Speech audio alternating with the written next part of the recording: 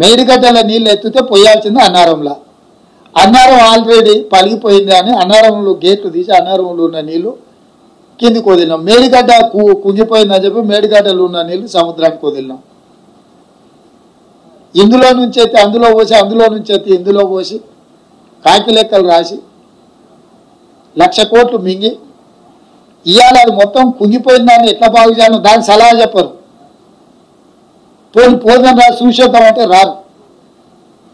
పోనీ 80,000 పుస్తకాలు చదివినైనా రావయ్య స్వామి బడికి వచ్చి నీ చదువంత ఏందో చూడు, ఇక పరీక్షలు అవుతున్నాయి ఏమైనా చెప్పు అని అంటే ఆయన రాడు. వచ్చిన అల్లుడే నోరు తెరిస్తే అబద్ధమే. అంటే ఈరోజు నీళ్ళ విషయంలో వాళ్ళు చేసింది దోపిడే. నీళ్ళ ముసుగులో నిధుల దోపిడీ జరిగింది. 1,00,000 కోట్లు ఖర్చు పెట్టినా 1,00,000 కోట్లతో కట్టిన కాళేశ్వరం ఒకవేళ కూలిపోకపోయి ఉంటే వీళ్ళు చేసిన తప్పిదాల మీద చర్చ కొంత తక్కువ జరిగి ఉండేది.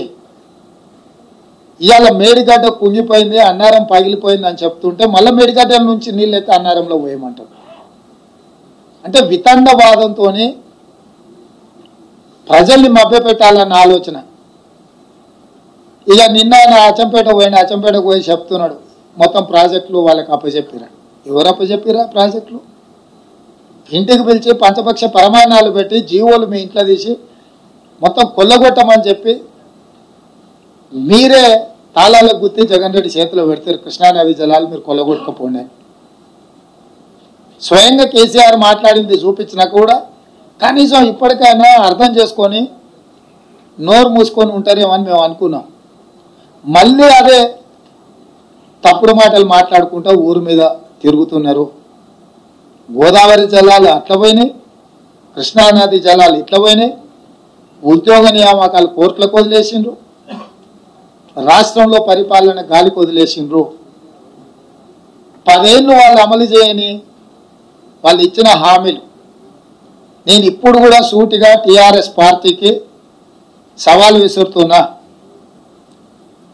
మీరు మీ 10 సంవత్సరాలలో 2 ఎన్నికల మేనిఫెస్టోలు, మొన్న మేము ఎన్నికలలో ఇచ్చిన 6 గ్యారెంటీల మీద ప్రత్యేక శాసనసభ సమావేశాలు పెట్టి చర్చించడానికి మీరు సిద్ధంగా ఉన్నారా?